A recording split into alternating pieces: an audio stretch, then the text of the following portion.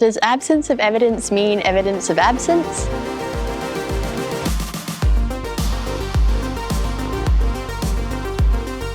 Welcome to Critical Thinking Scan, where we look at how you can think about any faith-challenging message and arrive at a biblical, logical conclusion yourself. I'm Patricia Engler, and today let's examine a certain type of fallacy or faulty logic which may show up on both sides of the creation-evolution controversy, called appeal to ignorance.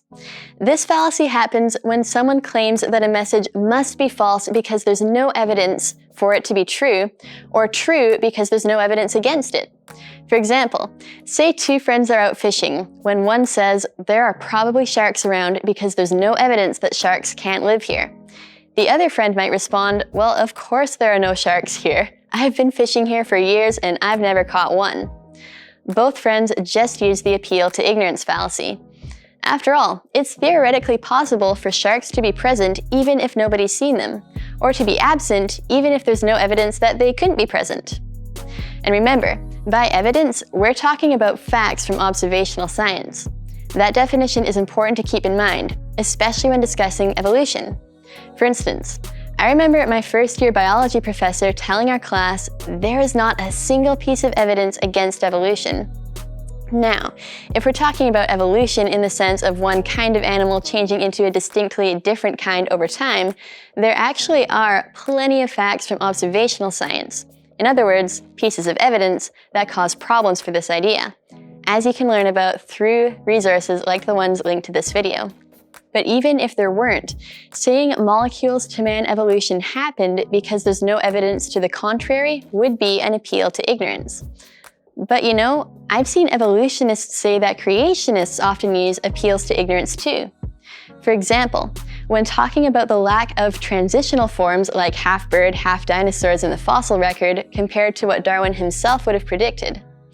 Evolutionists, including the writer of my evolutionary biology textbook, often respond that there are plenty of specimens interpreted as being as transitional fossils, although you can learn about some of the problems with these interpretations in the linked resources.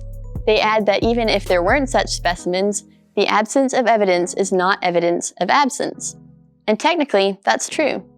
The fact that we don't see definite, clear, transitional forms in the fossil record can't itself prove those forms never existed, sort of like the fact that we haven't clearly seen human and dinosaur fossils together can't itself indicate that humans didn't live with dinosaurs. It just means they weren't buried together. So, to keep from using an appeal to ignorance, we can adjust our wording to say not that the lack of fossil evidence disproves evolution, especially because science being inductive can't conclusively prove things anyway. Instead, we could point out that the available fossil evidence is inconsistent with many predictions of evolution, but more consistent with what we'd expect to see from a global flood, like what Genesis talks about. Likewise, another type of appeal to ignorance fallacy I've often seen creationists accuse of is the argument from incredulity, which states that a message is false because it's hard to imagine it being true.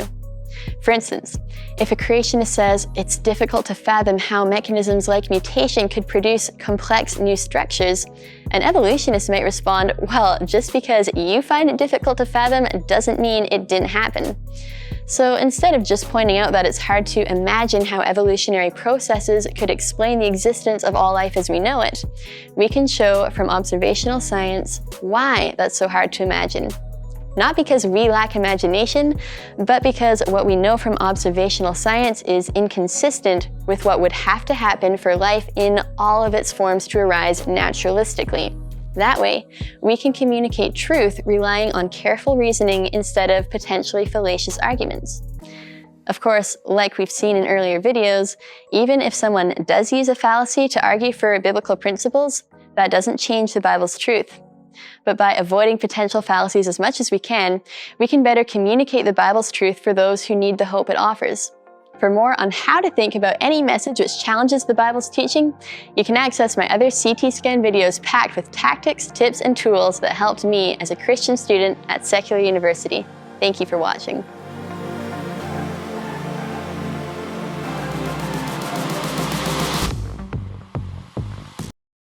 Hey, it's Patricia.